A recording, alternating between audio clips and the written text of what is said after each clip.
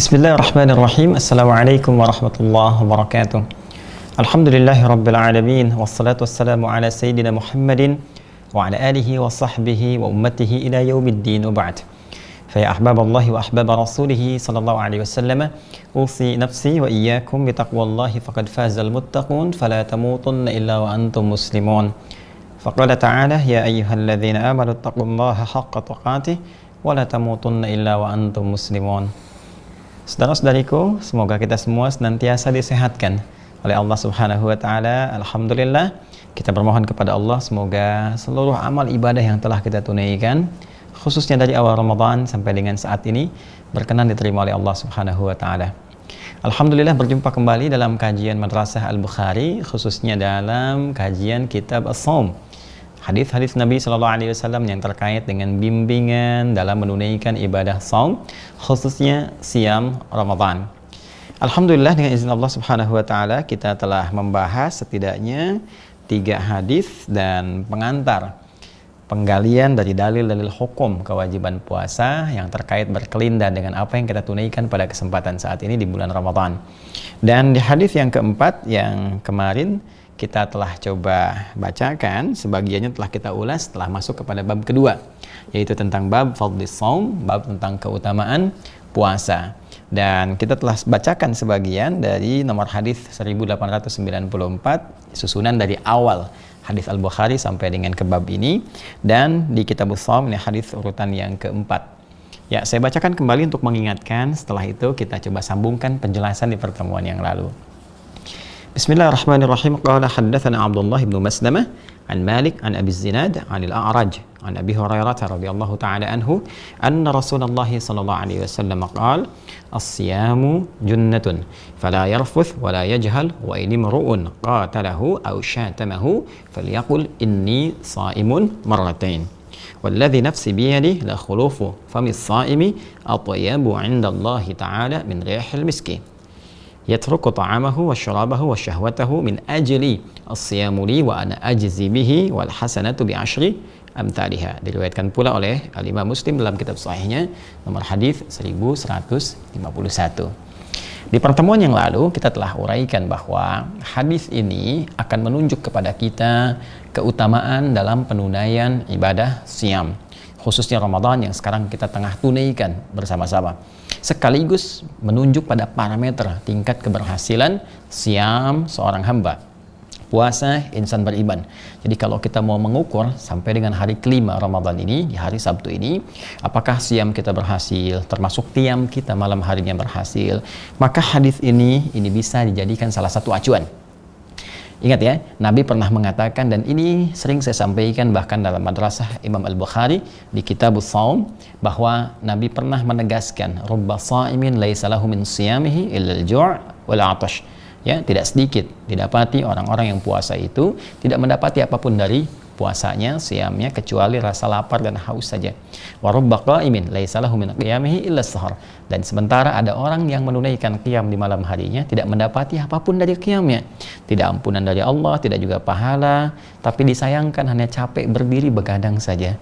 Baik, tentunya kita tidak mengharapkan hal demikian. Karena itu bagian pertama, seperti kita bahas di pertemuan lalu, ukuran benarnya puasa seseorang, maka di sini diwakili oleh kata as-siyam. Ya, as-siyamu junnatun, puasanya mesti ditunaikan dengan benar seperti kami sampaikan. Mohon izin yang baru bergabung bisa menyimak ya di rekaman sebelumnya, dan penting untuk dicatat dengan baik sehingga di situ ada turunan-turunan evaluasi untuk kita semua.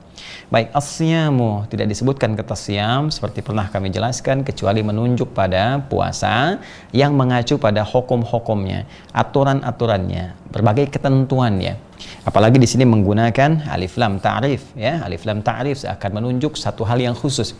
Jadi kalau kita ingin mendapatkan keistimewaannya, lulus dalam puasa, maka indikatornya adalah puasanya harus ditunaikan berdasar aturan-aturan yang ditetapkan oleh Allah Subhanahu wa taala dan juga ditetapkan ya, didetilkan oleh Nabi Muhammad SAW sebagai penjelas aturan-aturan Allah Subhanahu wa taala.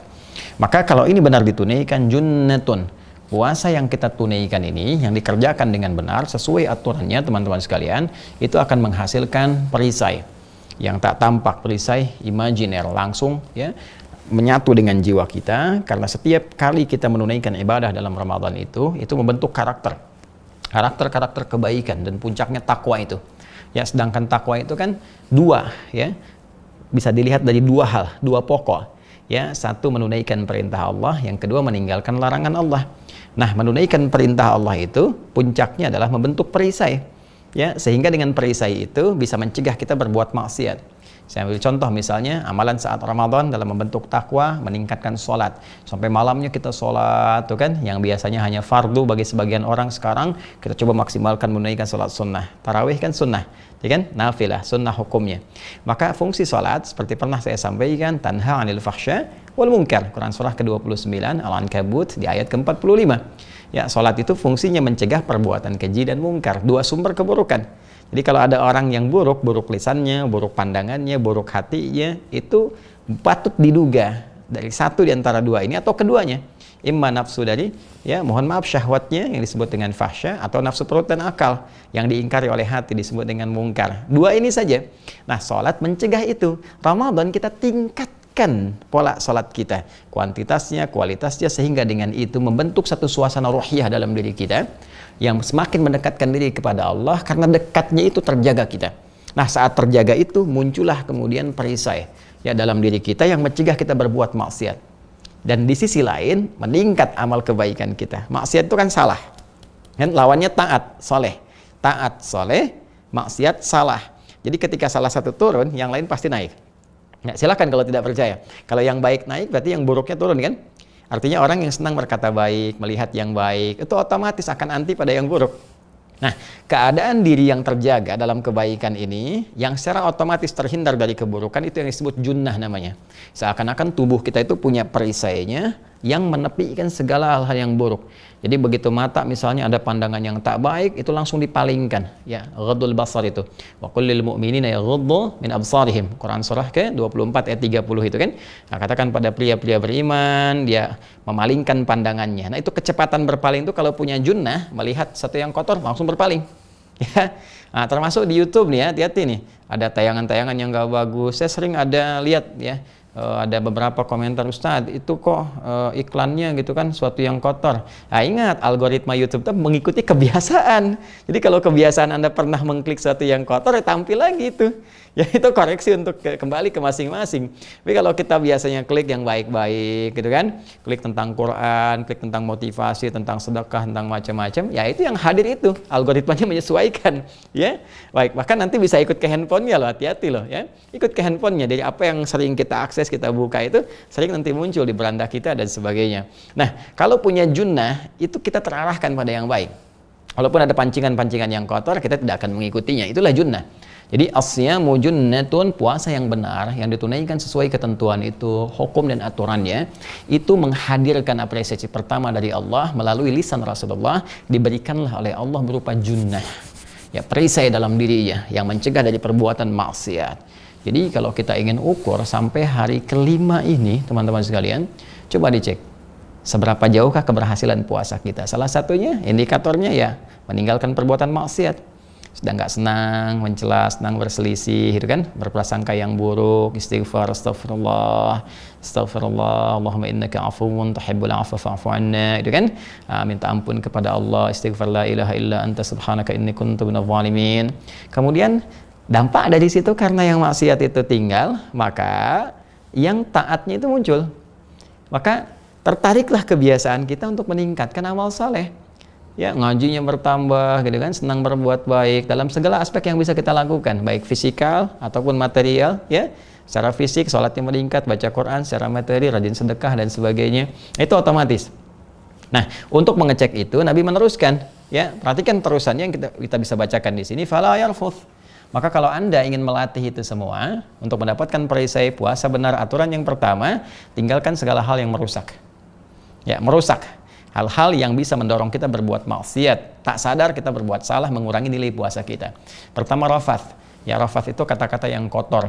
Ya bentuknya bisa jorok gitu ya, hal yang terkait dengan erotis misalnya dan semacamnya, ya pornografi, porno aksi dan sejenisnya. Bisa juga dia masuk pada segala yang bentuk yang kotor, ya celaan kan kotor gitu kan, keluar kata-kata kebun binatang, kata-kata yang tak pantas dan sebagainya, masuk ke situ. Ya walaupun dalam keseharian lebih diasosiasikan kepada hal-hal yang sifatnya jorok, erotis dan sebagainya, gitu ya. Ada konteks rafath yang positif. Ya, contohnya misalnya apa? Di Al-Baqarah ayat 187. Ya, uhilla lakum lailatas siyami rafathu ila nisaikum. Ya, uhilla lakum lailatas siyami rafathu ila nisaikum. Boleh di malam puasa itu jikalau kemudian suami istri pengen bercumbu ya, antara suami dengan istrinya, kemudian saling merayu di situ. Itu diperkenankan malam harinya. Ayat ini turun untuk membatalkan dugaan sebagian orang yang melihat pada kebiasaan orang sebelum masa Islam. Sebelum Nabi SAW diutus, ada orang biasa puasa, menyimpulkan, kesimpulannya kita ingin tingkatkan lagi kekuatan kita sehingga malam pun ikut puasa juga. Maka itu isunya menyebar di lingkungan Nabi, ya, tersebar lingkungan para sahabat Nabi SAW.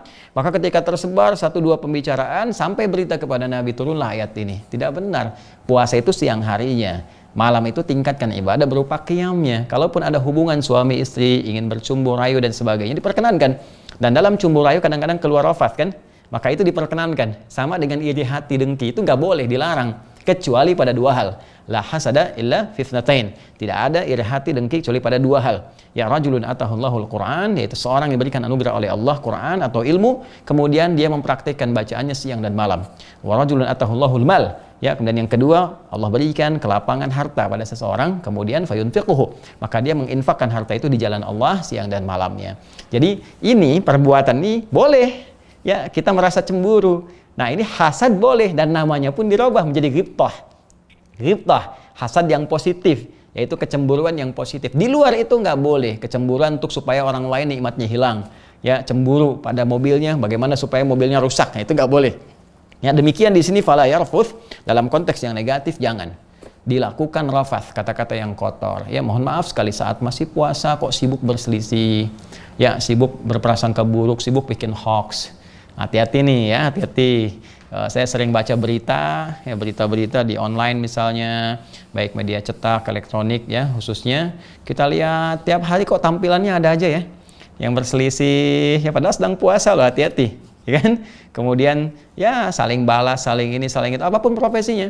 Ya mohon maaf misalnya mau kita di aktivitas biasa, apakah mungkin di politisi misalnya, ya di diplomasi, di birokrasi, antar elit dan sebagainya. Ingat kalau puasa itu mesti dijaga. Ya, karena puasa itu positif sifatnya. Ya, puasa itu konstruktif, membangun, mengeluarkan karakter-karakter kebaikan. Maka ditahan. Ditahan ya, itu bisa merusak. Nanti junnahnya malah kosong. Nah, jadi ini bagian pertama. Ingat, kalau itu disampaikan pasti terjadi. Pasti terjadi, akan didapati suasana saat puasa terpancing kita. Ya, untuk saling berkata yang tidak baik. Ya, puncaknya mungkin ada hoax, ada macam-macam dan sebagainya. Ya. Sama persis seperti ayat haji ya. Ayat haji itu menyandingkan salah satunya kemungkinan perbuatan rafath. Itu di Al-Baqarah ayat 197. Al-hajju asyhurum ma'lumat, faman farada fihinna al-hajja fala rafatha. Ya, maka siapa yang sudah memantapkan dirinya untuk siap berangkat haji, maka hati-hati, kata Allah, jangan sampai saat haji itu terjadi rafath. Artinya apa? Kalau Allah sampaikan itu, ada potensi-potensi untuk berkata itu. Ya, saat tawaf tiba-tiba keinjak keluar kata-kata kotor, memaki, bis sholawat misalnya telat datang, tiba-tiba marah-marah ini dan sebagainya, itu rafath. Ya, itu rafath. Nah, saat puasa dilatih kita. Jangan berbuat itu. Itu kalau kita bisa menaklukkan kemampuan lisan kita untuk berkata yang demikian, maka insya Allah suasana yang lainnya akan baik. Karena lisan ini mewakili bahasa hati. Ya, jadi lisan itu penterjemah hati, penterjemah pikiran kita. Dari hati dituangkan ke pikiran, dicerna, dikeluarkan lewat lisan. Jadi kalau ingin mengetahui suasana hati seseorang, itu 90% bisa dilihat dari lisannya.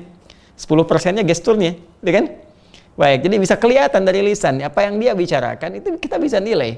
Ya bahkan kita dari bagaimana rambatan gelombang suaranya, ya intonasinya, nadanya, bisa kita ketahui apakah orang ini tulus atau tidak, ya kan? Ataukah berupa sindiran, ataukah berupa kata-kata misalnya yang satir, yang macam-macam, bisa diketahui. Pun dari niat yang paling dalamnya akan berpengaruh pada kualitas kata-katanya. Apakah sampai ke hati atau sampai ke pikiran saja? Ya, ataukah baru sampai ke pikiran langsung balik lagi, itu mungkin. Dan kalimat-kalimat lembut itu atau disertai keikhlasan itu kekuatannya dahsyat. Bahkan dia bisa memerintah tanpa dengan kata-kata yang tajam. Bahkan dia bisa mencegah tanpa harus kemudian memaksa misalnya ya, dengan intonasi yang sangat indah. Baik, itu bagian pertama. Jadi kalau kita bisa menaklukkan, pelihara lisan kita, maka kemungkinan 90% bagian diri kita itu aman. Sumber perkelahian dari lisan, kan? Sumber perselisihan dari lisan, sumber macam-macam umumnya dari lisan. Baik. Sehingga orang Arab pernah berkata, itu izalatul lisan akhtar min izalatil aqdam. Terpelesetnya lisan itu lebih berbahaya dibandingkan terpelesetnya kaki. Terpeleset kaki menjatuhkan badan, terpeleset lisan menjatuhkan kedudukan. Nah, bikin status tuh ya. Terpeleset kaki menjatuhkan badan, terpeleset lisan menjatuhkan kedudukan. Baik. Kemudian wala yajhal, jangan berbuat yang tak pantas, tindakan-tindakan bodoh. Ya, jahalah itu pernah saya sampaikan, kadang-kadang ada yang melahirkan dosa, ada yang tidak melahirkan dosa, tapi berpotensi orang lain menjadi berdosa. Ya, unik ya. Nah, misal gini, Quran surah keempat An-Nisa, ya, Quran surah keempat An-Nisa ayat 17, ini tentang taubat. Innamat taubatu 'ala Allahi lilladzina ya'maluna su'a bijahalatin. Ya, tsumma yatubuna min qarib. Ya, Quran surah keempat ayat 17, di paling kiri agak sedikit ke tengah. Ya, innamat taubatu, sungguh taubat yang diterima oleh Allah Subhanahu wa taala itu, ya, adalah taubat 'ala Allahi lilladzina ya'maluna su'a bijahalatin. Orang-orang yang berbuat satu keburukan, salah, dosa bijahalah, karena awalnya perbuatan-perbuatan yang tidak pantas. Nah, ini jahalah di sini perbuatan yang ya tidak pantas yang melahirkan dosa. Ya, mohon maaf lah, ya mohon maaf, kita sudah paham bersama, kita mengerti bahwa misalnya bikin hoax itu salah, tapi masih bikin hoax, itu kan dosa, ya kan? Kemudian ya mencela gitu kan, pada yang tidak pada tempatnya, ya itu kan sudah tahu salah tapi dikerjakan juga. Nah, itu jahalah namanya. Mirip es batu ditiupin, ya kan? Ya udah tahu dia udah ada asap jadi tiupin juga, udah tahu dingin. Itu kurang lebih seperti itulah, ya. Tapi ada perbuatan yang secara langsung sih tidak berdosa, tapi menyebabkan orang lain bisa berdosa. Ya contoh lah ya, sering saya katakan, Anda usia 50 tahun, tinggal di sebuah komplek. Anda keliling komplek Anda waktu Ramadan lagi, ya pakai sepeda cucu Anda yang 5 tahun. Ya dosa sih enggak Joni gitu. Cuma perbuatan itu menjadikan orang-orang terpancing dosa. Akhirnya begitu melihat Anda muncul komen, ya kan? Apalagi sekarang eranya media sosial, begitu di komen, kemudian di share, like, ya ada like, ada dislike, ada macam-macam. Ya muncullah kemudian orang diskusi di situ. Kenapa si Fulan begini? Kenapa begitu? Oh pantas dia begini. Nah itu dia. Oh ujungnya apa? Oh nggak nyangka ya, tuh nyangka. Ketika seorang berkata tidak nyangka, dia sedang nyangka. Ya kan? Baik, nah itu diantaranya, itu jahalah. Maka Nabi mengatakan, latih perbuatan Anda dalam puasa ini supaya tidak berbuat jahalah. Jadi kalau orang sudah terbiasa mengondisikan dirinya mencegah perbuatan jahalah yang menurunkan muru'ah, kehormatan kita, maka langkah selanjutnya pasti akan tertahan. Awalnya kan jahalah, ya perbuatan yang tidak ada nilainya, selanjutnya yang mengandung dosa. Jadi kalau kita pada step pertama sudah bisa menghentikan, maka perbuatan dosa bisa kita tahan. Jelas ya? Nah, wa in imru'un qatalahu aw syatamahu. Kemudian jika pun ini rumus cepat dari Nabi. Ada pancingan-pancingan lagi, nanti ada provokasi kata Nabi saat puasa. Kadang-kadang ada provokasi membuat kita itu terpancing untuk berselisih. Wa in imru'un qatalahu, ingin mengajak berselisih, bertikai. Aw syatamahu, minimal ya mohon maaf, balas pembicaraan.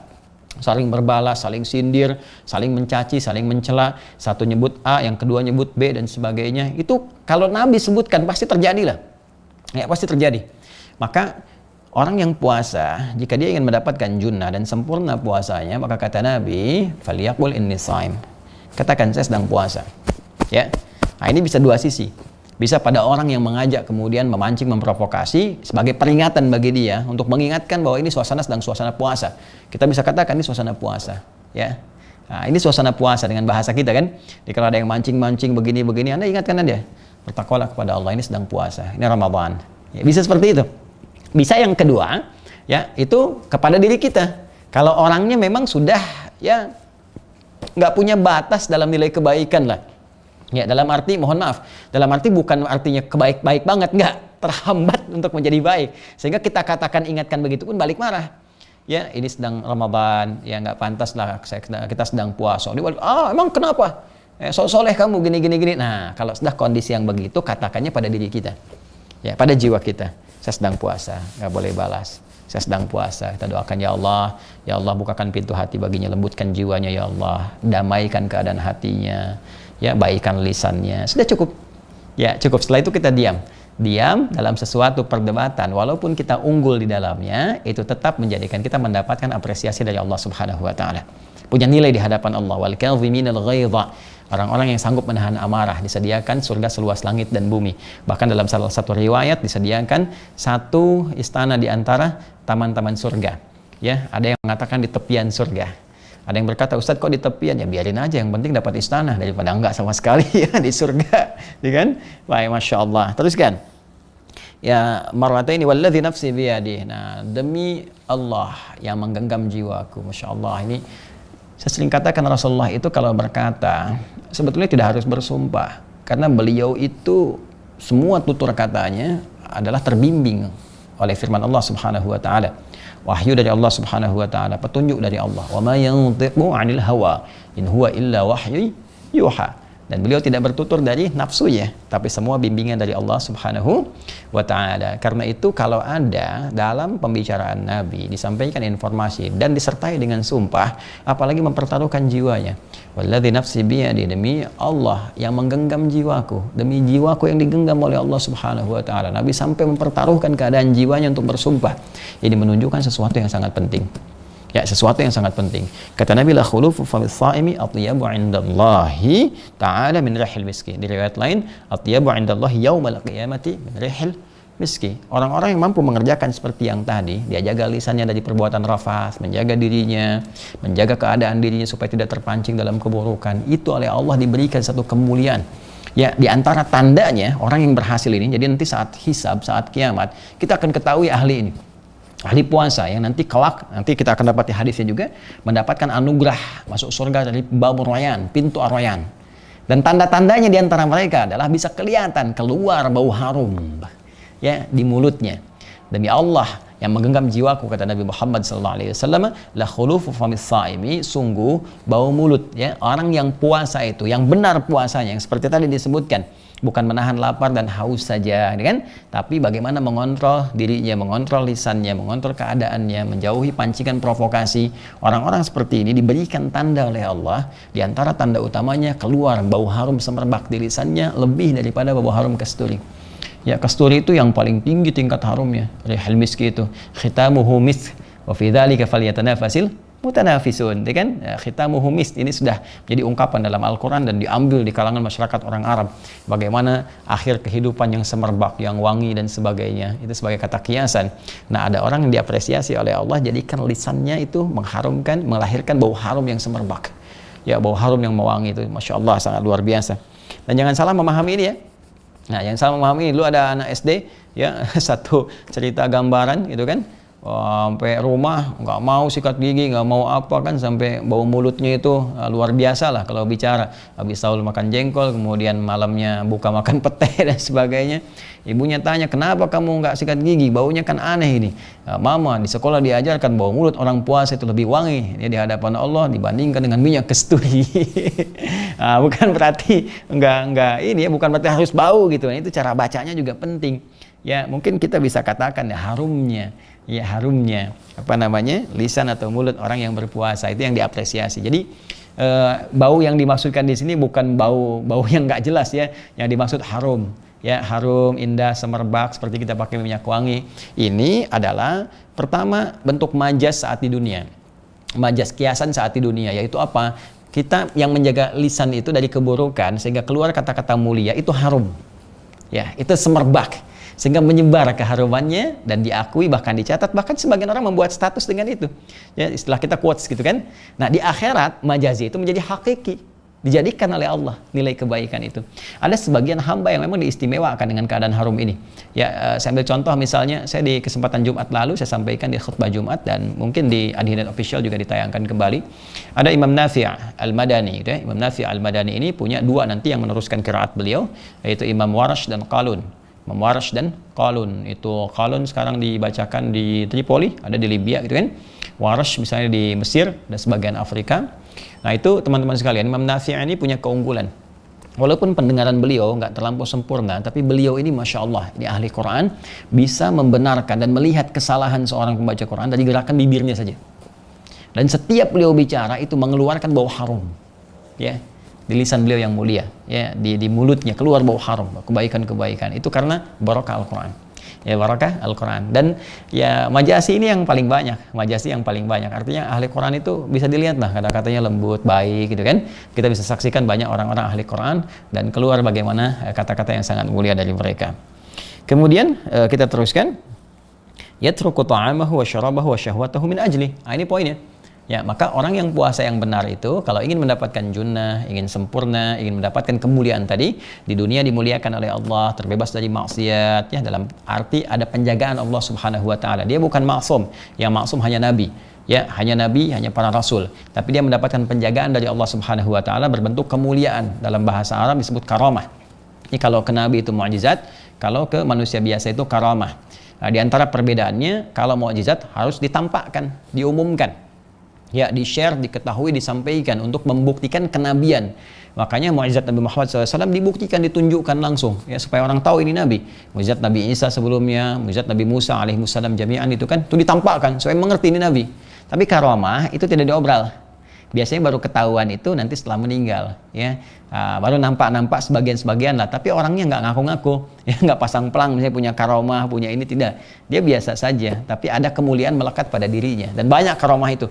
Ya, karamah di wajah, karamah di perilaku, karamah di sikap, karamah di ilmu, macam-macam. Tidak digambarkan dalam bentuk yang sifatnya, mohon maaf, mendekati magis oleh sementara orang gitu kan, nyebrang sungai, ya, kemudian bisa terbang, bisa macam-macam. Nah, itu hal-hal yang mungkin ada tapi mungkin jauh gitu kan, jauh. Tapi orang lupa bahwa ilmu itu kalau Allah berikan kemuliaan menjadi karamah.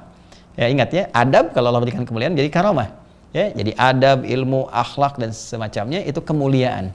Bahkan pada harta ada karamah, ada kemuliaan. Pada ilmu ada kemuliaan. Pada fisik, tenaga ada kemuliaan. Jika semua itu diarahkan pada hal-hal kebaikan yang diridhoi Allah Subhanahu wa taala. Nah, orang-orang puasa ini, ya, kalau puasanya benar, maka dia meninggalkan syahwatnya, ya, syahwat dalam konteks hal-hal yang jelek, yang buruk, ya. Bahkan dalam i'tikaf dia tinggalkan dulu hubungan dengan istrinya atau suaminya dan seterusnya. Kemudian dia coba tahan makannya, ya, dia tahan kemudian minumnya secukupnya untuk mendekatkan diri kepada Allah. Dan konsepsi puasa itu makan minum yang cukup, yang menjadikan kita kemudian terbawa untuk semangat menunaikan ibadah, aktivitasnya dinilai sebagai ibadah. Jadi kalau kita tarik menjadi karakter dalam kehidupan, maka Masya Allah, hidup kita tertata, nggak berlebihan makan, nggak berlebihan minum, ya, semua cukup, ibadah nyaman, kan gini kan? Coba lihat, buka kan cukup, ya, minum cukup. Awal-awal kan semua pengen dikoleksi, ya, pengen jus, pengen ini, pengen itu, toh yang diminum teh manis juga, ya kan, dengan gorengan, ya, ada kurma, alhamdulillah, setelah itu buka, makan, selesai kan? Ya, kenapa setiba kemudian pasca Ramadan berubah lagi? Ya, terus seakan-akan pengen membalas yang Ramadan. Jadi kumpulkan semua ini, ada pertanda yang kurang tepat, ya. Oke. Lanjutkan, bismillah. Kemudian asyamu li wa ana ajzi bihi. Nah, ini keistimewaannya. Kalau orang benar puasanya, ya, seperti yang tadi disampaikan, maka penilaiannya akan langsung dari Allah. Beda dengan amalan biasa. Ramadan itu beda. Jadi kalau kita sholat di hari-hari biasa, itu kan bukan di suasana Ramadan, ya, baca Quran dan sebagainya, dicatat pahalanya. Malaikat mencatat, nanti catatan itu dikumpulkan, ditunjukkan saat yaumul hisab. Faman ya'mal mithqala dzarratin khairan yarah, ya. Yang baik akan ditampakkan, demikian yang buruk pula. Setiap satu kebaikan diberikan 10 nilainya. Ya, Quran surah ke-6 ayat 160. Man jaa'a bil hasanati falahu asyru amsalihha. Siapa yang mengerjakan satu kebaikan dapat 10 nilai kemuliaannya. Tapi puasa tidak. Ya, asyamu li, puasa yang dinaikkan untuk Allah Subhanahu wa taala, wa ana ajzi bihi. Allah yang langsung memberikan ukuran pahalanya. Ya, kalau Allah sudah berikan ukuran, ya bisa nggak terbatas. Paling minimal, ya, standarnya wal hasanatu bi asyri amsalihha. Setiap kebaikan 10 kali lipat, yang standar, yang biasa. Jadi kalau dapat segitu, itu dapat yang paling rendah. Ya, karena kalau Allah sudah berikan tanpa ukuran, semakin kita ikhlas, semakin tunaikan karena Allah, maka dapatlah kemudian limpahan-limpahan yang sangat luar biasa. Nah, ini adalah hadis yang keempat yang kita dapati, dan hadis pendukung pada bab tentang keutamaan puasa.